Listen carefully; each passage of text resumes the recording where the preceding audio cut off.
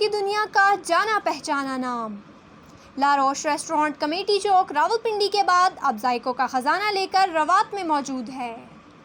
अच्छे, मयारी और जायकेदार खाने, special dish, mutton chop, roast mutton leg roast, mutton Shinwari tikka, reshmi kebab, chicken malai boti, सालम बकरा, स्टीम रोस्ट, काबली pulao, chicken Shinwari, mutton Shinwari, special मटका चाय और मज़े के जायकेदार खाने आपके मुंतज़िर हैं। रवात, टी चौक, जीटी रोड, बिलमुकाबिल हबीब बैंक। लारोश रेस्टोरेंट अपने रवायती जायके, बेहतरीन सर्विस के साथ आपकी हर तकरीब को यादगार बना देगा।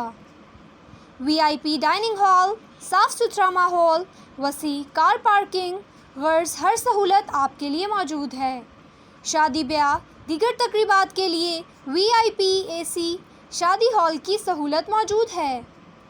लारोश रेस्टोरेंट रवात तशरीफ़ लाएं और मज़े के खाने खाएं। देखते रहिए खबरनामा TV, पढ़ते रहिए खबरनामा मैगज़ीन। शुक्रिया।